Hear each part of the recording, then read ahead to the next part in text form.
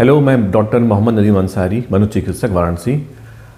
24 मई को world schizophrenia day के रूप में मनाया जाता है। इस दिन को मनाने का उद्देश्य यह है कि इससे जुड़ी हुई भ्रांतियों को, भ्रम को दूर किया जाए और इस बीमारी के बारे में जागरूकता फैलाई जाए।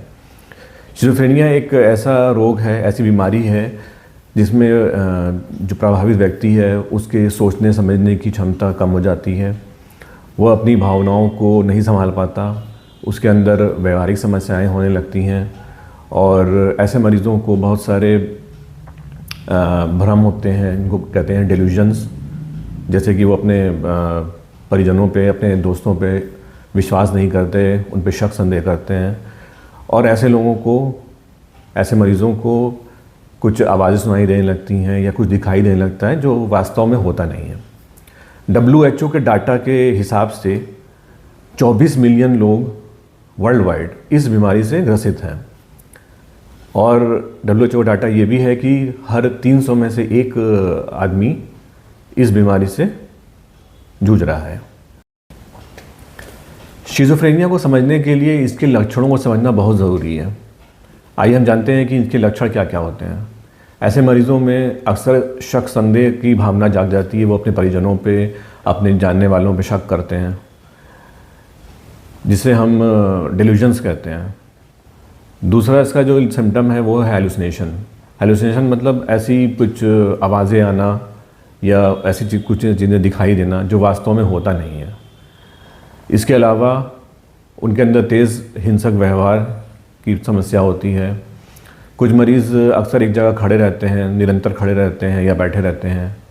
कुछ मरीज़ों में बिना बात के हंसना या रोना या खुद से बातें करना, इस तरह के लक्षण होते हैं।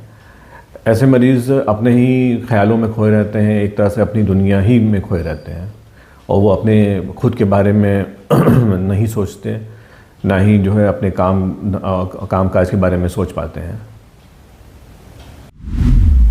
शिज़ोफ्रेनिया के कारण के बारे में जानना ये बहुत ज़रूरी है। किन कारणों से ये बीमारी उत्पन्न होती है। पहला जो है वो जेनेटिक कॉज है, जिसको कहते हैं आनुवंशिक कारण।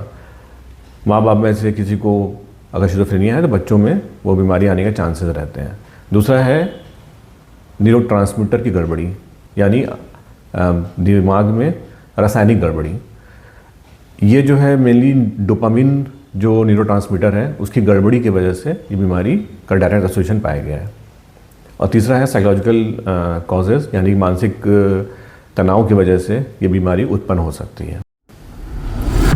शिज़ोफ्रेनिया एक गंभीर बीमारी है, पर बहुत सारे रिसर्च के बाद बहुत नई नई टेक्निक्स आ गई हैं, दवाएं आ गई हैं और इसका इलाज अब बहुत अच्छे से किया सकता है, मैनेजमेंट बहुत अच्छे से किया जा सकता है। अगर पेशेंट हिंसक है तो उसको इंजेक्टेबल पर रखा जाता है। लॉन्ग एक्टिंग इंजेक्शंस भी आने लगे हैं।